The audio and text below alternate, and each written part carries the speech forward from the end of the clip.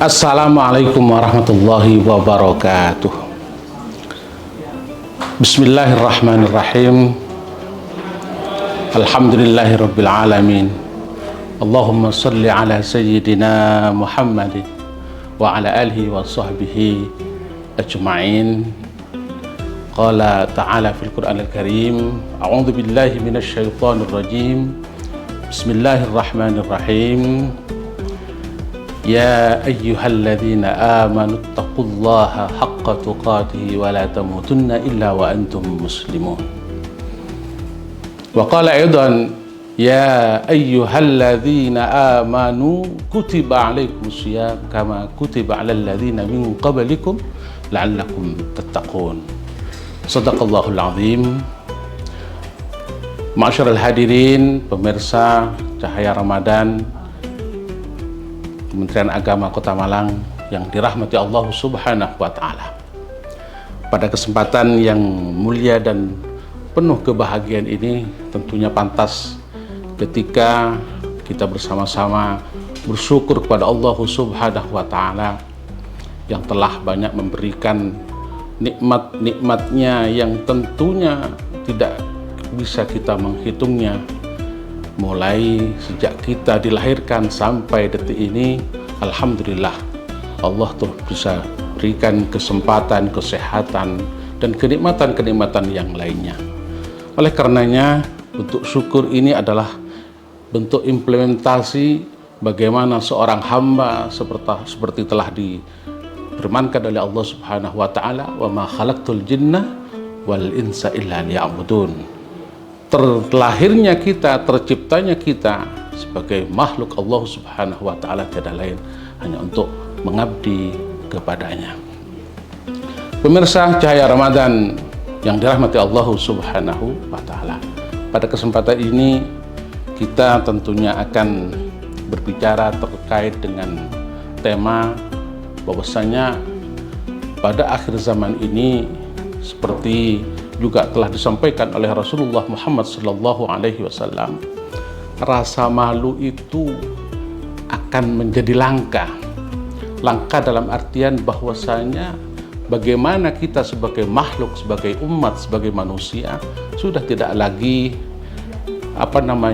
memperhatikan apa itu malu, kepada siapa kita harus malu, dan lain sebagainya. Rasulullah sallallahu alaihi wasallam bersabda, sittatul asya tuhbitul a'mal, bahwasanya ada 6 hal di mana harus kita berhati-hati. Kita ini masuk dalam bulan suci Ramadan yang penuh dengan kenikmatan, penuh dengan keberkahan, penuh dengan ampunan Allah Subhanahu wa Ta'ala. Jangan sampai apa yang telah difasilitasi oleh Allah Subhanahu wa Ta'ala di bulan khusus umat manusia, umat Nabi Muhammad sallallahu alaihi wasallam ini hilang sedemikian rupa hanya gara-gara kita tidak bisa menjaga apa yang telah disabdakan oleh Rasulullah Muhammad sallallahu alaihi wasallam. Apa 6 perkara itu? Perlu diketahui pemirsa yang budiman yang dirahmati Allah Subhanahu wa Ta'ala. Di bulan suci Ramadan ini tentunya kita berbondong-bondong, tentunya fastabiqul khairat, berlomba-lomba mencapai keridhaan Allah di dalam amal-amal soleh kita. Namun di balik itu jangan sampai terlena kita bahwasanya di samping kita berbuat, beramal, amal itu diharapkan yang soleh, jangan sampai nantinya terkikis oleh penyakit-penyakit yang tentunya ada dalam diri kita sendiri. Apa itu? Yang pertama, istighalu bi uyumil khalq.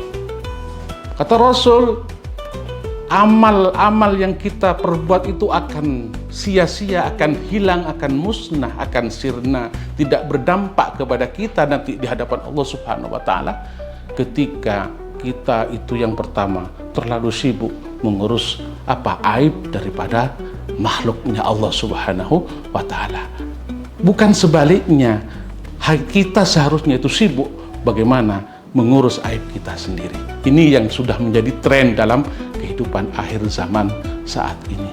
Lebih baik mencari kesalahan-kesalahan orang lain daripada kita harus bermuhasabah untuk mencari dan memperbaiki bagaimana kita, perbuatan kita ini untuk apa? Untuk dipersembahkan kepada Allah Subhanahu wa Ta'ala. Yang kedua, pemirsa Cahaya Ramadan yang dirahmati Allah Subhanahu wa Ta'ala, wa qaswatul qalb, bahwasanya amalan kita itu akan sirna dan hilang karena kekerasan hati kita. Kita memiliki hati yang keras, yang tidak bisa menerima tentunya apa-apa yang disampaikan oleh orang lain. Dalam artian bahwasanya hati kita menolak kebenaran-kebenaran daripada pintu-pintu yang lain. Yang ketiga adalah hubbud dunya. Bagaimana masyarakat akhir zaman ini sudah terlalu cintanya terhadap dunia sehingga tidak lagi bisa berorientasi pola pikirnya untuk apa? Untuk kemaslahatan akhirat. Bahwasanya dunia ini, diingat pemirsa sekalian, adalah hanya jembatan, hanya sebagai fasilitas untuk kita menyeberang kepada keridhaan Allah Subhanahu wa Ta'ala yang tentunya didapatkan nanti di alam akhirat.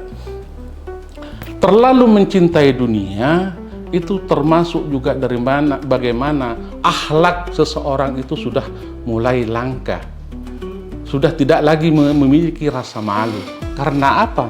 Karena dia terlalu berorientasi, berpikir bagaimana mencapai sesuatu yang dia inginkan.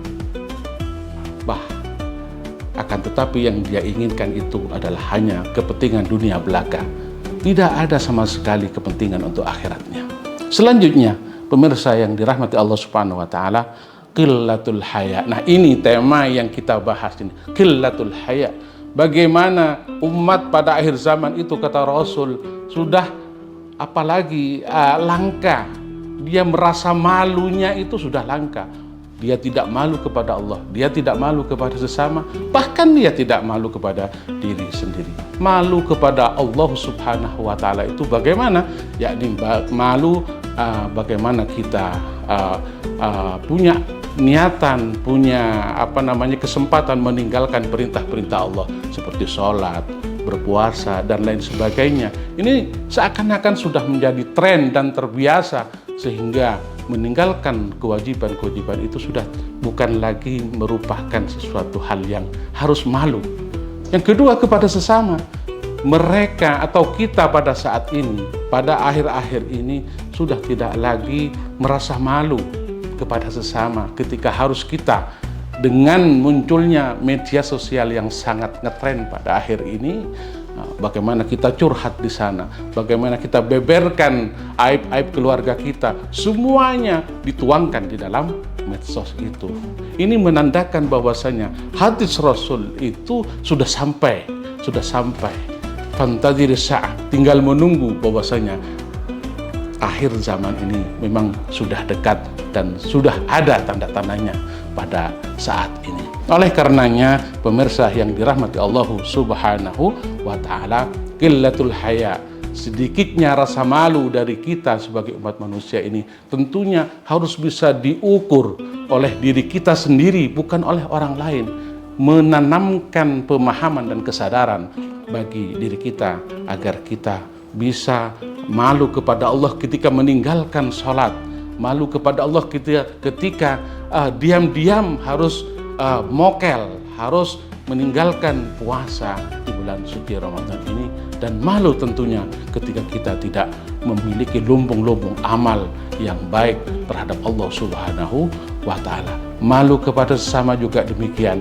Seandainya kita muhasabah, tentunya harus kita tinggalkan hal-hal yang tidak direkomendasi oleh syariat.